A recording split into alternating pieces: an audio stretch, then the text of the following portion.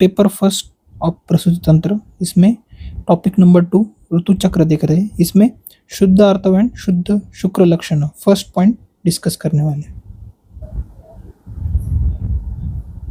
शुद्ध शुक्र में हम फर्स्ट इंट्रोडक्शन देखेंगे, ओरिजिन, उसके पर्याय, उसी के साथ स्थान, उसके बाद शुक्र व स्रोतस के बारे में पढ़ेंगे। उसके बाद हम शुद्ध शुक्र के लक्षण, उसी के साथ क्लिनिकल इंपॉर्टेंस एंड फंक्शंस देखने वाले। अकॉर्डिंग टू आचार्य, शुक्र को अंतिम और श्रेष्ठ धातु माना गया है। जो धातु का क्रम है, रस, रक्त, मांस, मेद, अस्थि, मज्जा एंड शुक्र, ये सातवीं धातु माना गया है। शुक्र से शरीर में सार भाग और ओज की उत्पत्ति होती है। अगर शुक्र दूषित हो जाए तो संतान उत्पत्ति में बाधा, उसी के साथ शरीर में बल का अभाव हो जाता है। शुक्र की उत्पत्ति के बारे में बोला गया है। पंच महाभूतों में से इस चतुष्पाद यानी वायु, अग्नि, जल और पृथ्वी से बनता है। उसी के साथ षड्रसों से भी इसका उत्पत्ति होता है, ऐसा आचार्यों ने बोला है। पर्याय ऑफ शुक्र बोला गया है, जिसमें तेजस, रेतस, वीर्य, चरम धातु, उसी के साथ बीज, इंद्रिय, पौरुष, ये इसके पर्याय है। शुक्र को सप्त धातु का सार माना गया है, उसी के साथ गर्भ उत्पत्ति का कारण भी माना गया है। अभी शुक्र का विकास और प्रकटीकरण बोला गया है। फूलों की जो कलियां रहती है उससे सुगंध नहीं आता है, जब वो मैच्योर हो जाता है तभी उसमें सुगंध आता है। जब वो फ्लावर बन जाता है तभी उसमें सुगंध आता है। बचपन से शरीर में शुक्र प्रेजेंट रहता है, लेकिन युवा अवस्था, शुक्र का मेन फंक्शन युवा अवस्था में जाके स्टार्ट हो जाता है। जैसे इक्ष में रस, दधि में घृत और तिल में तैल रहता है, उसी की तरह संपूर्ण शरीर में शुक्र व्यापक रहता है। अगर इम्प्रॉपर शुक्र है तो लीड्स टू डिक्रीज इन बल of the body, infertility cause करता है। इसी के साथ इसका ओरिजिन बोला गया है। पंच महाभूतों में से 4 महाभूत वायु, अग्नि, जल और पृथ्वी से इसका उत्पत्ति हुआ है। उसी के साथ षड्रस से इसका उत्पत्ति हुआ है। नाउ शुक्रवह स्रोतस के बारे में पढ़ेंगे। शुक्रवह नाम स्रोतसाम वृषणोः मूलम शेफस्य। शुक्र को वहन करने वाले जो चैनल्स है, उसका उद्गम स्थान 2 वृषण और उसी के साथ शेफ को माना गया है। अभी श्लोका का एक्सप्लेनेशन देखेंगे। According to Acharya Charak, the मूल दैट इज द उद्गम स्थान ऑफ शुक्र धातु इज वृषण एंड शेफ, testis, 2 testis and penis. According to Acharya Sushruta, the Udgam Sthana of Shukra is Sthana and Vrishna. Now, root of excretion of Shukra बोला गया है कि बस्ती द्वार से 2 अंगुल नीचे। According to Acharya Sushruta, 1 month में शुक्र का फॉर्मेशन बोला गया है। शुक्र exists in woman but in not as a form of वीर्य। मेल में प्रेजेंट रहता है, वो वीर्य फॉर्म में प्रेजेंट नहीं रहता, लेकिन लेडीज में आर्तव प्रेजेंट रहता है, जो कि 1 मंथ में फॉर्म होता है। नाउ मात्रा ऑफ शुक्र बोला गया है कि हाफ अंजलि।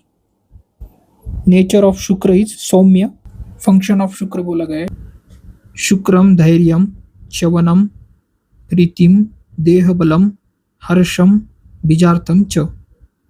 नाउ इसका मीनिंग देखेंगे। शरीर में शुक्र धीरता यानी स्टेडीनेस और पेशेंस, उसी के साथ वीर्यच्युति, इजैकुलेशन, उसी के साथ प्रसन्नता, बल, हर्ष और गर्भोत्पत्ति में हेल्प करता है। In presence of atma, pure shukra and pure artava combines to form a garbha. शुद्ध शुक्र के लक्षण देखेंगे। स्फटिकम द्रवम स्निग्धम मधुरम मधुगंधिश्च शुक्रमिच्छन्ति केचित्तु तैलम शौद्र निभम तथा। स्फटिकम एज लाइक क्रिस्टल, द्रव लिक्विड, ऑन्शियस यानी स्निग्ध, मधुर यानी स्वीट, मधुगंधिश्च गंध लाइक हनी, स्मेल्स लाइक, केचित्तु जैसे कि तैल और शहद समान रंग या गाढ़ापन शुक्र में दिखता है। यही बोला है कि यहाँ पे शुद्ध शुक्र के लक्षण में it is like a crystal, white in colour, उसके साथ ये पतला होता है, स्निग्ध होता है और स्वाद और गंध में मधुर रस के समान, उसी के साथ गंध में हानि के समान, स्राव के समय अधिक मात्रा में निकलता है, उसी के साथ संतान उत्पत्ति में इम्पोर्टेंट पार्ट प्ले करता है, उसी के साथ दाह नहीं करता है, does not causes burning sensation. चिकित्सीय इम्पोर्टेंस, क्लिनिकल इम्पोर्टेंस देखेंगे, ये शरीर में धीरता, उत्तम बल, हर्ष, उसके साथ गर्भोत्पत्ति में उत्तम बीज प्रोवाइड करना, गर्भोत्पत्ति में हेल्प करता है, उसी के साथ प्रसन्नता ला। अगर शुक्र की दृष्टि हो जाए तो क्या होता है, डिसऑर्डर एंड इट्स इफेक्ट देखेंगे, जो कि अशुद्ध शुक्र के इफेक्ट्स है। गर्भ उत्पत्ति में असमर्थन, गर्भस्राव यानी मिसकैरेज, उसके साथ गर्भस्राव यानी मिसकैरेज, गर्भपात, अबॉर्शन, डिसीज्ड चाइल्ड, नपुंसक, अल्पायु, ये सब कॉम्प्लिकेशंस है। शुक्राशय से दुर्बलता, pain in penis and testis, उसी के साथ डिलेड इजैकुलेशन। एक्सेस ऑफ शुक्र लीड्स टू शुक्र अश्मरी, सेमिनल स्टोन्स और स्टोन्स इन स्पर्म ट्रैक्ट। सो इसके लिए टाइमली डायग्नोसिस, उसी के साथ ट्रीटमेंट ऑफ शुक्र इज इम्पोर्टेंट। प्रसूति तंत्र का पेपर 1 का टॉपिक है टॉपिक नंबर 2 ऋतु चक्र। इसमें हम पर्टिकुलरली शुद्ध आर्तव के बारे में देखेंगे। आर्तव लक्षणों में आर्तव स्वरूप, आर्तव कर्म, फॉर्मेशन ऑफ आर्तव, आर्तव संचय, आर्तव निष्कासन, कॉन्स्टिट्यूएंट्स, उसी के साथ शुद्ध आर्तव परीक्षा, शुद्ध आर्तव लक्षण एंड क्लिनिकल इंपॉर्टेंस, ये सब इस वीडियो में देखना है। आर्तव is related with the स्त्री बीज and it is helpful in गर्भधारण। According to आचार्य भाव मिश्र, स्त्री में एक आशय that is गर्भाशय अधिक होने के कारण आर्तव को सातवीं धातु और शुक्र को 8वीं धातु माना गया है। जो आर्तव के कर्म है उसमें आर्तव हेल्पफुल इन गर्भ उपयोगी कार्यास, जैसे कि गर्भोत्पादन, गर्भाधान, पोषण। आर्तवम शोणित त्वाग्नेयम, मतलब यह इस श्लोक में आर्तव का स्वरूप बोला है। अग्नि महाभूत प्रधानता है। रक्त लक्षण आर्तवम गर्भकृच्छ। इस श्लोक में बोला गया है कि जो आर्तव के लक्षण है वो रक्त की तरह है और इसका कार्य जो कि गर्भ निर्मिति में कार्य है। अकॉर्डिंग टू आचार्य डल्लन, आर्तव निर्माण का काल बताया गया है after puberty, that is the age after the age of 12 years and before the age of 50 to 60 years।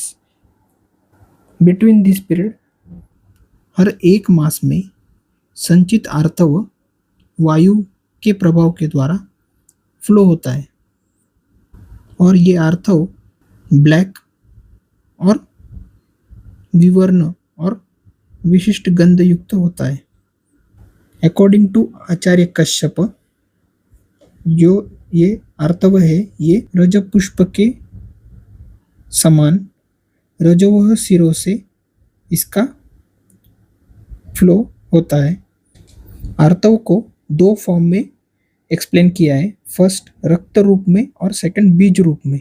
जो रक्त रूप वाला आर्तव वो कंटिन्यूअसली फ्लो होते रहता है और उसी के साथ इसका जो कलर है वो रैबिट के ब्लड समान होता है, जो शशक है उसके रक्त के समान और लाक्षा रस के समान होता है। इसमें लक्षण देखे जाते हैं जो कि रक्त धातु के लक्षण है, वही लक्षण इस आर्तव के दिखते हैं। उसी के साथ प्रत्यक्ष रूप में इसे देखा जा सकता है। हम रक्त रूप जो आर्तव है उसकी बात, रजस्राव है, ये सामान्य रूप से और नॉर्मली होने पर शुद्ध बीज का निर्माण होता है। बीज रूप में भी आर्तव को हम पढ़ने वाले, एक स्टेबल होता है जो फ्लो नहीं करता, वो आंखों से देखा नहीं जा सकता, उसी के साथ गर्भ की उत्पत्ति का मुख्य कारण यही होता है।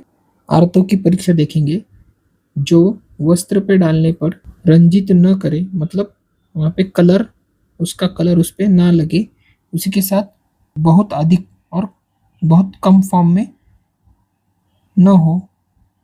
शुद्ध अर्थ और शुद्ध शुक्र मिलकर गर्भ निर्माण होगा। और जो वो बीज रूपी आर्तव है उसे प्रत्यक्ष रूप से नहीं देख सकते, इसीलिए उसकी परीक्षा भी नहीं की जाती।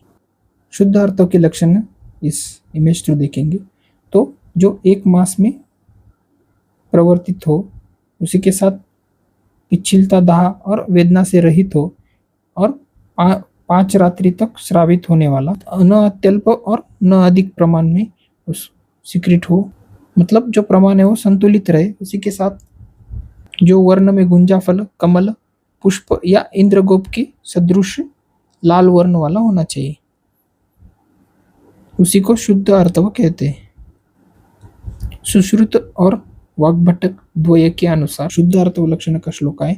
मासान्नी पिच्च दाहार्ति पंचरात्र्यानुबंधिश्च नैवाति बहु न अत्य अल्पम आर्तवम शुद्धम मादिशेत गुंजाफल सवर्ण च पद्मालक्तम सन्निभम इंद्रगोपक संककाशमार्तवम शुद्धमादिशेत। श्लोका में काल, स्वरूप, रंग और वर्ण बताया गया है।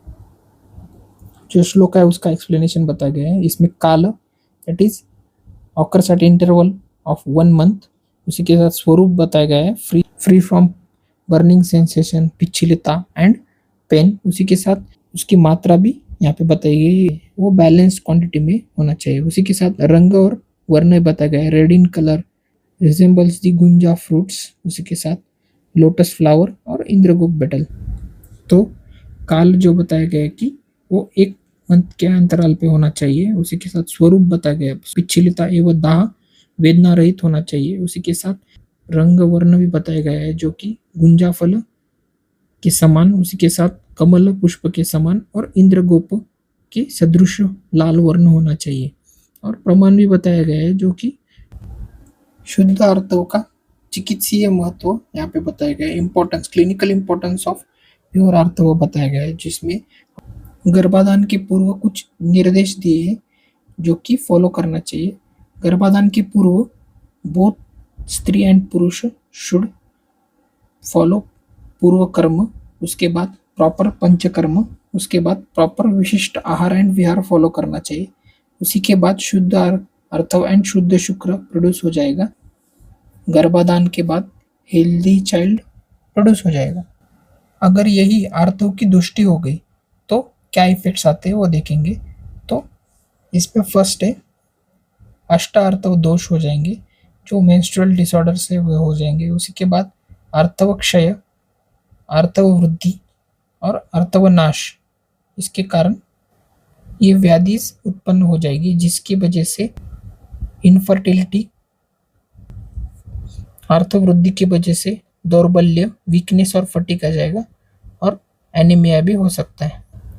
इसी के साथ कुछ और भी उपद्रव हो सकते हैं, जिसमें गर्भपात, गर्भस्राव, उसी के साथ गर्भांग विकृति, फीटल एबनॉर्मलिटीज, उसके बाद फीटल ग्रोथ में रेस्ट्रिक्शन आना, अल्पायु, मंदबुद्धि संतान, रोगग्रस्त संतान हो सकती है।